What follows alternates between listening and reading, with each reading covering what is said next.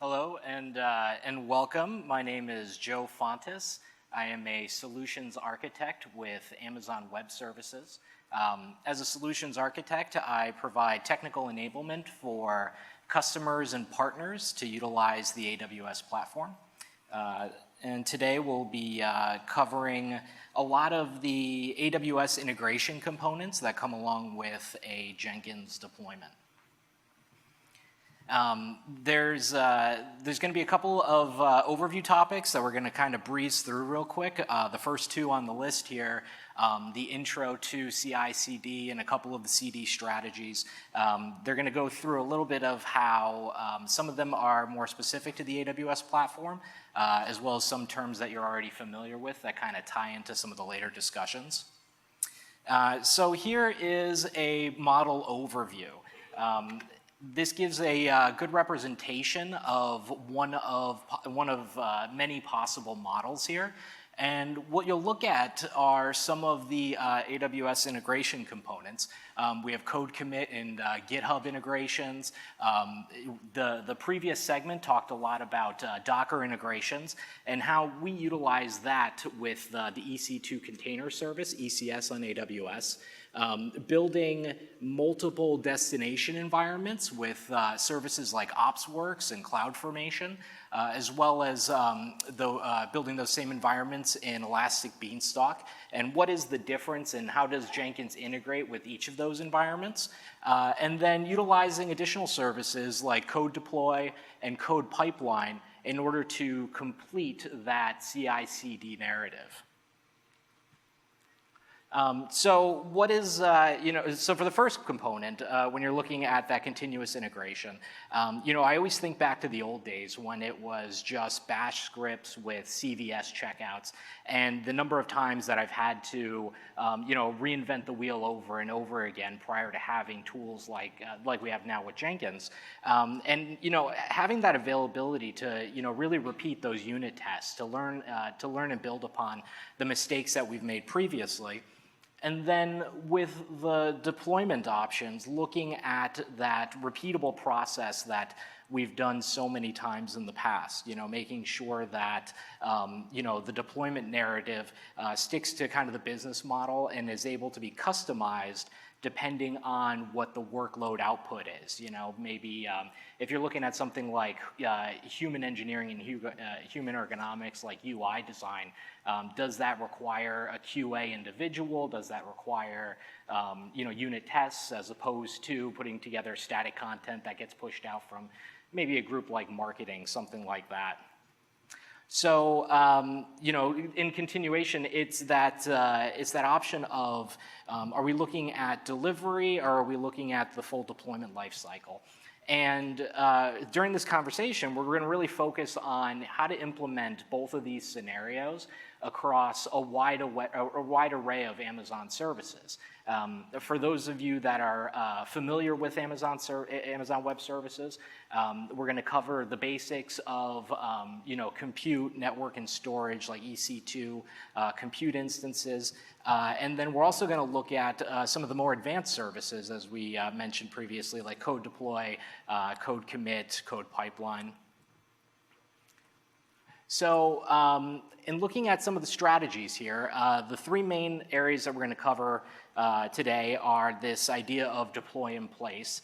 And we're going to show an example of a real easy implementation of that with Code Deploy, how you can deploy all at once to an environment. You could do one at a time. You could do 50% at a time.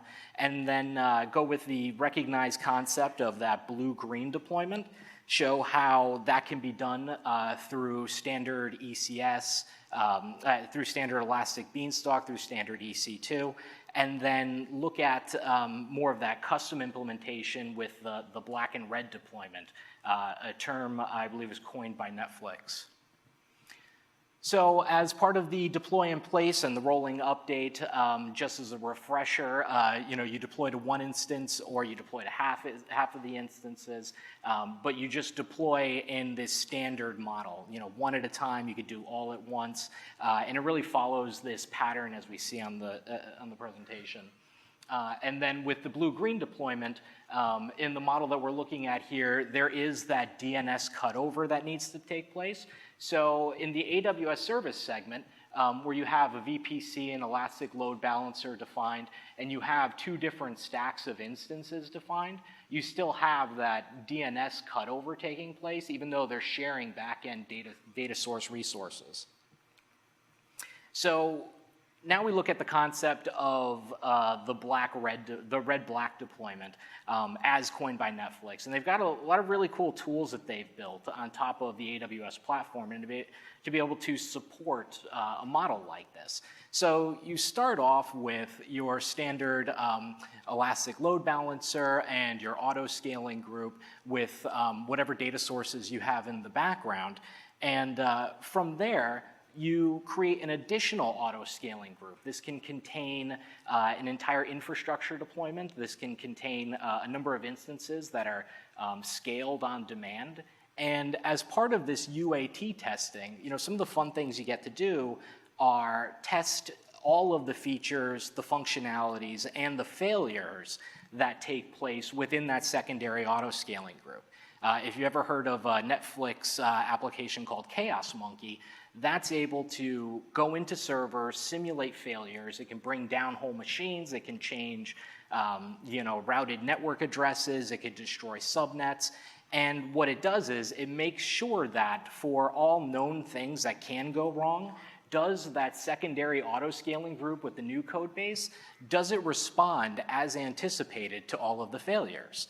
So we have the failures covered, but what about the load? If you look at something like bees with machine guns, that's a real simple script written in Python that allows you to automatically scale and deploy thousands of EC2 instances to start hammering away at your services with traffic.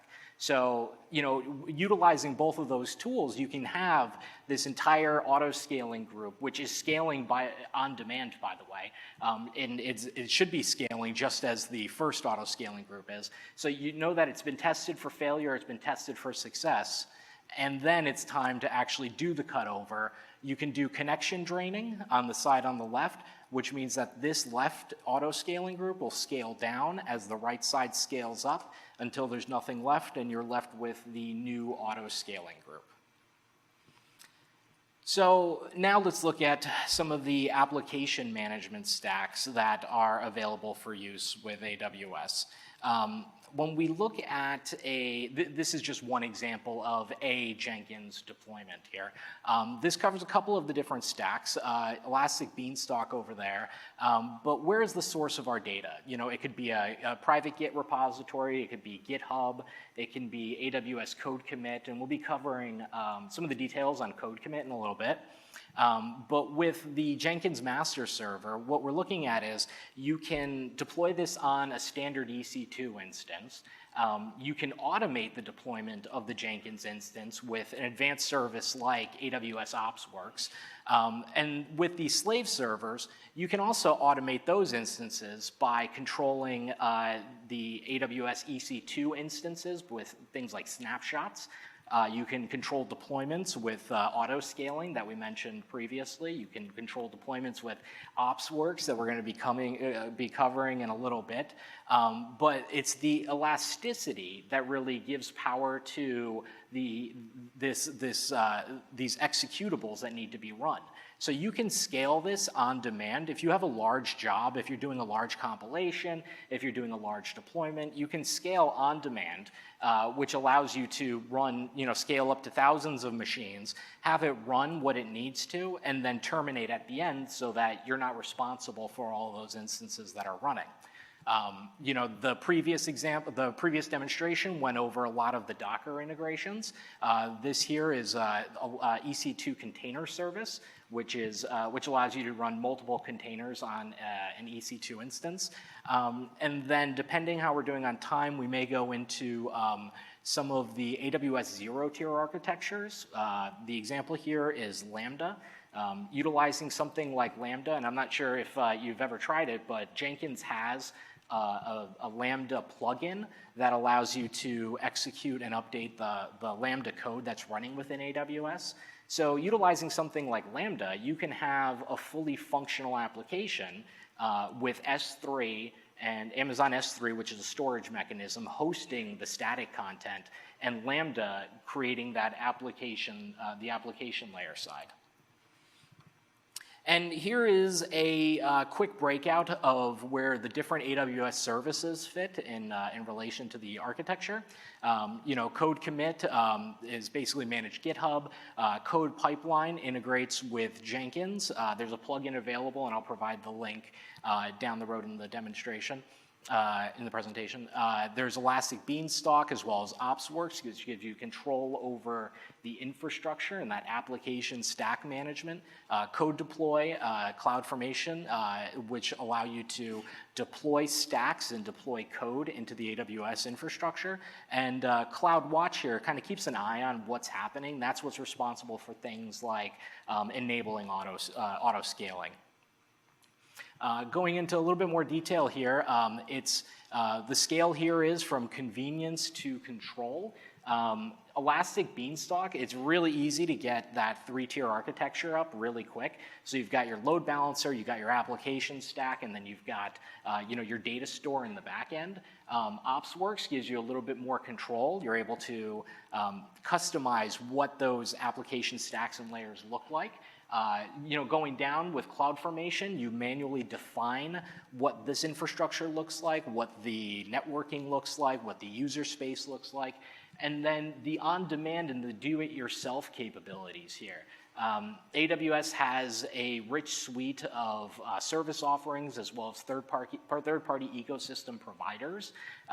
We have our capabilities from the console, which you may have logged into, extended capabilities through the use of the command line and the SDK. So there's a lot of options here for deployment for this for the core services, and all of this is supported within Jenkins since you have that executable that's able to run.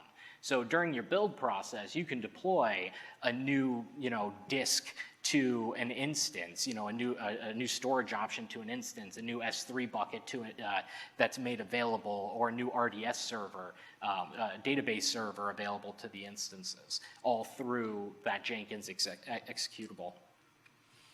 So in going through, we'll start off with Elastic Beanstalk. When you deploy an application with Elastic Beanstalk, your primary options here are you can deploy, there's a drop-down menu which gives you Java, Python, PHP, and then more of customizable options when you get to Docker. You can deploy a Docker instance or something called multiple instance Docker, which runs out of ECS. And what you get is you can scale EC2 environments, and when you run something within Elastic Beanstalk, what you end up with is an environment that will scale on demand. So if you have your PHP servers, if this is a PHP application, or if this is a Docker application, you have your load balancer in front. Elastic Beanstalk sees that there's additional load being driven to the instances, and so it will scale that on demand as necessary. If you look at the way that it handles this load, you can do a simple single instance for Elastic Beanstalk, but obviously load balanced auto scaling gives you that ease of implementation there, and so it gives you that ease of implementation, but also the flexibility when you run things like Docker. As you can see on the top here, you have your code that's built on top of like this Docker instance. So from the previous presentation, using Jenkins to roll a Docker instance, we can see the process. The process is a little bit further down. But what ends up happening is you create this customized environment within Elastic Beanstalk, which gives you, that fully managed environment that's able to meet capacity needs. As far as deployment within Jenkins, there's an Elastic Beanstalk plugin, which makes it really easy. You enter a few details in here, your key and secret, which can be optional if you configure your credentials from the Jenkins command line and launch the instance from within one of the roles suggested within AWS. But by default, you can enter the key and secret, which are created right in the GUI console, what region you're running in, the application name that's assigned to your Elastic Beanstalk instance, as well as the environment name. And what'll happen is when you check out the code from Git, when you push the code into Git, you can have that automatic checkout that takes place within Jenkins. It'll build that environment and then automatically update it within Elastic Beanstalk. And as far as creating that environment, here's the 6 steps that it takes in order to get this fully functional Elastic Beanstalk environment up and running with CI/CD integration with full CD deployment. This is a really easy way to get that full lifecycle management deployed with minimal effort. You create the Elastic Beanstalk application, which is a simple GUI environment. You enable the Beanstalk plugin in Jenkins. Once again, just go down over to Manage Plugins, create a project in GitHub. Just go to the website, real easy. Create an S3 bucket for code updates. That also has a GUI to it. There's numerous walkthroughs on creating an S3 bucket. You once again create the user, and then all you have to do is push that code update to GitHub, and it gets applied to Elastic Beanstalk. And then so we've talked about what we're going to do to update the code that's running on Elastic Beanstalk. So if it's a PHP application, you create, maybe a user feature on there, like, adding an email address to be recorded. What about updating the environment? Well, if Elastic Beanstalk is running in with that ECS backend, that container service, or with that Docker backend, you can include within your application update that you're pushing to GitHub, you can include a Docker file, which could also change that Docker image. So now, with a single GitHub check-in, you're able to not just update the code base that's running for your end users, but you're able to update the entire environment that's hosting the code that's running. And then, out of the box, you have that capability for the blue-green deployment. Right in the Elastic Beanstalk GUI, it has that option to swap URLs. So if domain.com is pointing to one Elastic Beanstalk container and you launch a secondary one, you could just update your DNS provider. With AWS, it's Route 53. That's the icon up there. You can just update it to point to the new Beanstalk application. So right within the GUI, you have that capability to, one, do that complete deployment cycle where it's just updated code in place, or two, create this blue-green deployment scenario where you can have a separate production Beanstalk app created and just send over the domain name to the new location. So now we wanted to go into something a little bit more complex. So this gives you, so right now OpsWorks gives you a little bit more control than Beanstalk when we're looking at that stack deployment. It's based on Chef, and you can run Chef recipes. And so one of the Chef recipes available is deploying Jenkins instances. And what do we, how do we automate that deployment? It could be a master server, it could be slave servers, but it's building that application layer that allows you to assign instances to be part of that group. So if I say, for instance, that these 20 instances are all supposed to be PHP application servers, I add them to that stack, and then once they're added to that stack, they get all the software as defined. They get PHP, the PHP MySQL driver, whatever it is that, opcache, whatever it is that you want them to run over there, and it automatically assigns it out. So if it's Jenkins, it's installing, for CentOS, it's installing the Jenkins RPM, it's giving it all the libraries that's needed. Maybe it's the AWS CLI or SDKs to be able to integrate. Maybe it's just installing Git along with the plugins, but all of that is assigned and is available. And here's kind of the full life cycle of how some of the OpsWorks capabilities. You're starting with a stack and you're identifying layers. Is this an application layer? Is this a database layer? Is this a backend processing layer? What instances are a part of this? What auto scaling groups does this make up? Your different applications and your different deployments. What are the Jenkins destinations here? We're going to have a dev test staging environment, and what does that all look like? Because part of this is that automated push, especially to something like test, and then over to stage, and then that decision of what you want to do to production. And here's one way in which we use Jenkins with OpsWorks. This is in deploying a new stack. Here we have, so OpsWorks does have the consideration that it does not, it only works at the application stack layer. So it doesn't create networking components, it doesn't create instances. So you need something that can create those components for OpsWorks to be able to use. And that's where something like CloudFormation comes in, and we're gonna get to CloudFormation, I believe, next. But with CloudFormation, you have the capability of defining the network, the compute resources that you want to use, the storage resources, as well as the advanced services. You can have integrations with just about any AWS service defined within CloudFormation.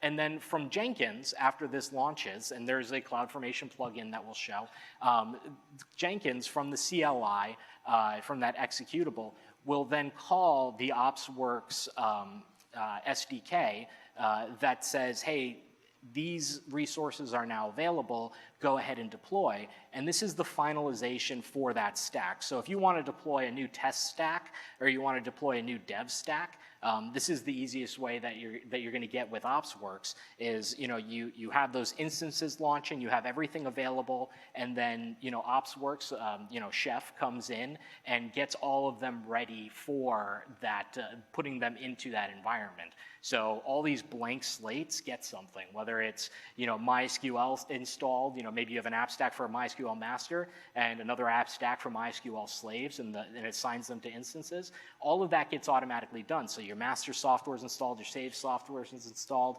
Tomcat is installed on the Tomcat servers and configured. PHP is installed on the PHP servers and configured. You can have mod security with that, application layer firewall already and defined within OpsWorks to give you that flow of the application. So true to form, next up is CloudFormation. Towards the end of this, I'll go through the example. I just used Jenkins quite heavily for CloudFormation development for a project that we have. It's at something called AWS reInvent. It's our big annual summit where we have our partners, customers come together for one location. And this year, my department is going to be running the event called Game Day. So what happens in Game Day is you're given, you're in groups of 3 to 5 as far as teams. We give you an infrastructure, and you have to be able to scale that infrastructure. We go in, we break it, you have to be able to fix it again. So you have to have that initial architecture to start off with. And if you get really lost, you got to be able to reset things to where it's manageable to get back into. But there's a lot of planning that needs to take place there. What is the final infrastructure supposed to look like? Since people have access into these accounts, we want to make sure that they can't delete our users. So what do those permissions look like? And then, what services, where do we want to direct them as far as service offerings? How do they, get the best impact and get the best outcomes? So with something like CloudFormation, you have document versioning, and you're able to, just as I said, provision those apps in a very repeatable way. Especially with the deployment scenarios that we're discussing with dev, test, staging, and production, you can start up a stack that is your test environment, and then right next to it, start up a secondary test environment, and those will be identical to each other, just as if your production environment is started in CloudFormation. You can start that same environment again right next to it, and just name it test, and you have an exact copy of your production environment in order to test against, in order to push code against, so that there's no surprises. So the example here is, the workflow that we would use with Jenkins and using CloudFormation in order to test these infrastructure deployments. So we have a template stack that's being launched, sent over to version control, and then Jenkins builds that and pushes it into the AWS environment. If you've ever used the CloudFormation plugin, it's real easy. You just tell it what file name it is to be expected within Jenkins and what you want it to do with that CloudFormation template. So, for instance, in this environment, it's going to pull it out of GitHub automatically the second I check it in, and it's going to launch it into, it's going to launch that stack. So if it fails and it doesn't work, which is what happens 90% of the time, I'm going to get an error and I'm going to find out what I'm going to say. Okay, my JSON was malformed. Okay, let me remove that one semicolon out of 5,000 lines, and then I'm going to resubmit it back into GitHub, and it's going to try again. And all this is an automated process. But more than that, it's how do we tack on additional capabilities with a project like, with an implementation like AWS Game Day. We're running 3 different CloudFormation stacks that all depend upon each other. So that's where that Jenkins workflow really comes together. So what we'll do is we'll launch, within the Jenkins configuration over here, we'll say you launch this one initially, and then as part of an additional build process, we're going to launch a secondary stack, and then we're going to launch a third stack, and then at the end of it all, it's going to automatically tear down. Because I know that if it ran, okay, it's probably going to do what I want to do. And we're going to build additional steps in between in order to test the infrastructure. So at this point, after a week of putting together all these stacks and just checking them in constantly, we know the templates that will work, and we can start doing UAT testing against that. This is the anatomy of the template. It's standard JSON.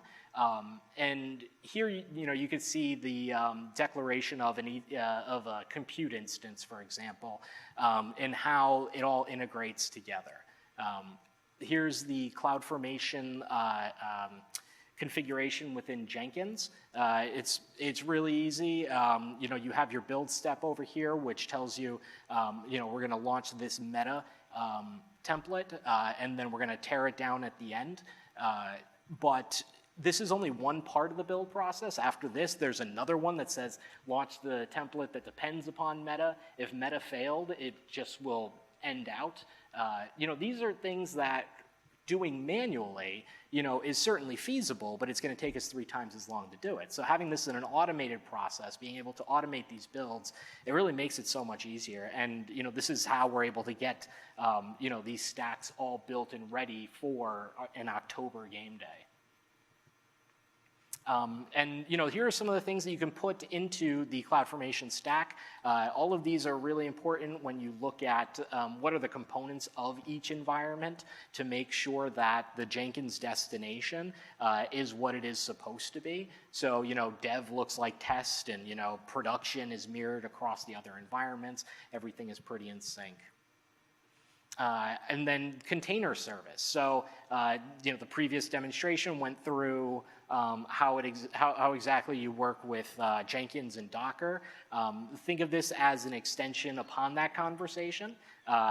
EC2, so EC2 Container Service is basically our version of Docker based on AWS. And it allows for that process isolation. It allows for really utilizing the resources within an environment, as well as defining how we want to build that entire stack.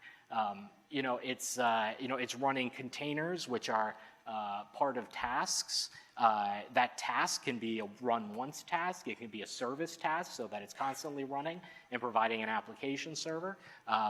And you decide what instances are going to be part of this, and where exactly everything is going to be running. And ECS, the EC2 Container Service, will work on the infrastructure to make sure that it scales on demand and make sure that it is highly available. So here's a workflow as it relates to Jenkins. And we discussed this a little bit in the beginning. This was the integration of GitHub with that Docker module and building that custom container environment, right? So we can put that Docker build file right into GitHub. It'll automatically check in. You check it in, it automatically checks it out via Jenkins, with that hook integration. And then what you find is that Jenkins will post it over to Docker Hub. ECS integrates directly with Docker Hub, and you can deploy right from there. So as a one-stop shop, all you do is you check your changes into GitHub, and then Jenkins takes care of actually building the Docker instance, as well as calling, the container service to deploy that new instance that's been checked into Docker Hub. So that's a really good way in order to do that deployment testing within Docker, within ECS, is just have it as one process. You make one change, you add MySQL to the environment, just let it run, look at it, it's a success as far as a build, and it's been deployed and it's running, and here is your environment. Does it contain MySQL in it? If not, do it again, and it just repeats the process. Looking at the, now we're going to switch over to the application lifecycle management focus, starting off with Code Commit. Basically, Code Commit is a managed GitHub, a managed Git environment. It runs on AWS infrastructure. With regards to Jenkins integration, you just use the standard Git plugin in order to integrate. And here is a snapshot of what this looks like. This is it's your standard Git environment. So this is just another source code source that you can use to use Jenkins to pull from. Now we're looking at, but now we want to look at something like Code Pipeline, right?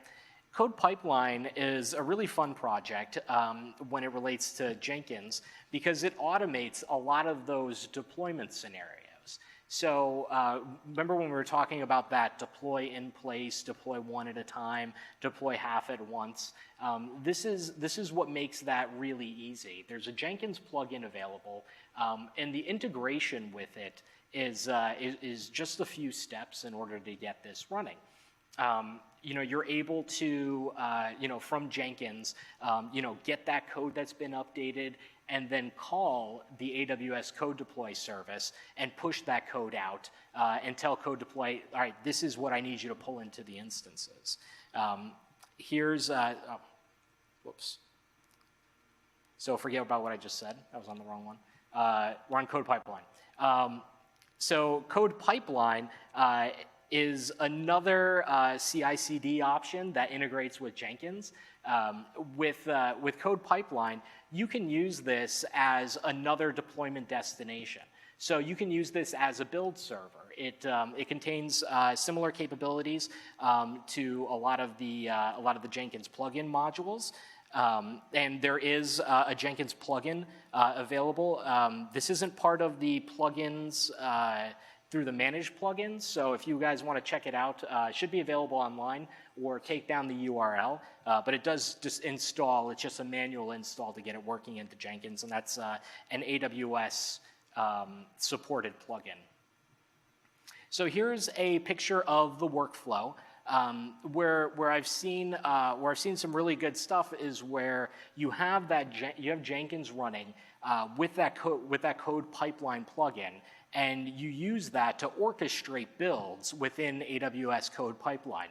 Use it as an executor. It's you've got your workflow here, and you can define really standard deployment workflows. You can define more complex workflows. You can define that unit testing, the build environment, and you can utilize this as just a scalable way in order to get more machine crunching done. And so here we are with Code Deploy.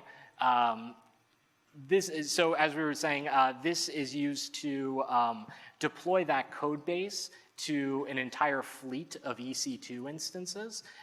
This operates in a very similar way to what we were talking about with Elastic Beanstalk, to where you can update the entire application code base by just using that plugin within Jenkins, and it's the same thing here. Utilizing the Jenkins plugin, we're able to push that code that's been checked into GitHub right to your EC2 instances. Here you define your entire application stack, so you have everything identified. It's going to be your network, your server, your instances that are running, your architecture tiers, your subnets, your routes. It's all identified already. You just identify what is the destination for these code updates with Code Deploy. So as a practical diagram of how this takes place, you have that GitHub check-in or code commit or just GitHub Git private repository, which forms an application bundle. Jenkins is able to package that application bundle. It'll interact with S3, since Code Deploy requires that the code be available in S3, and then it orchestrates that push to what's called the deployment group. So, for instance, you can define a deployment group as, domain.com, dev, domain.com staging, and production, and use that Jenkins instance to decide where exactly that should go. Should it be deployed to all staging servers? Should it be deployed to all production servers? And in what kind of method should it be deployed? One at a time, half at a time, all at a time.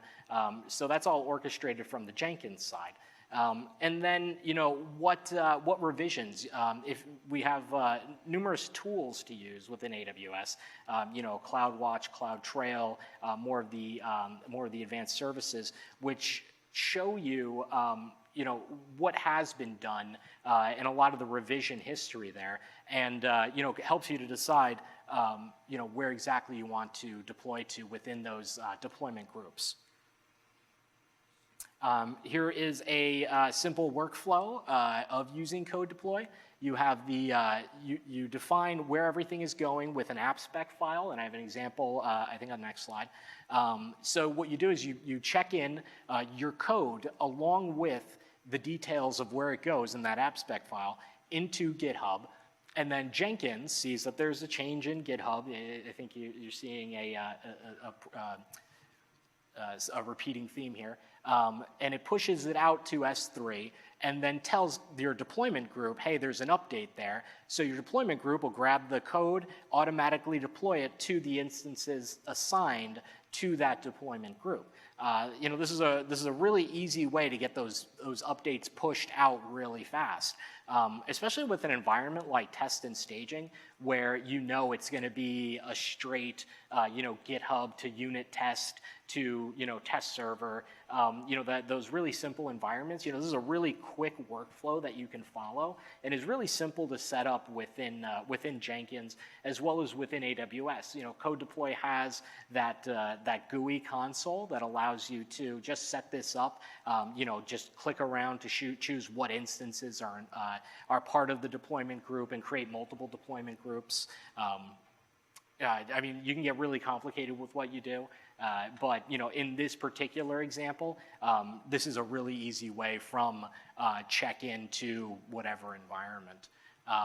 And here are the different deployment group options. As we discussed, it could be one at a time, half at a time, or all at once. And here's that app spec file. In its basic iteration, it's you have your source files that you can list here. You could list source files, directories, and where it is that they should go. But there's a lot of additional options. The example here are the hooks, the before install, what happens upon teardown. There's a lot of other options that are available to really prepare the environment. There's pre-install. There's a lot of stuff that you can do. But during that first trial deployment, it is, just identify this top portion here, and you could be rolling out the door very fast. And so what is, the points to consider with Code Deploy, is that it takes care of a lot of the graceful shutdown, using auto scaling to take care of things like connection draining, and rolling forward with those software updates. This is one of the more advanced AWS services, just like Code Deploy, OpsWorks, Elastic Beanstalk, but these are all built upon those basic AWS building blocks, that compute, that storage, and that networking. So you're always free to utilize those baseline components. They're obviously supported within Jenkins. Jenkins runs on those baseline components when you utilize Amazon Web Services. And it can scale to meet whatever demand it is that you need. So it's kind of utilizing a combination of the advanced services as well as those baseline components. So I don't know if we have a Q&A segment, but I'll be here for the rest of the day. If anybody has questions about AWS, Jenkins integrations, the advanced services, the baseline services, I will be around. Thank you.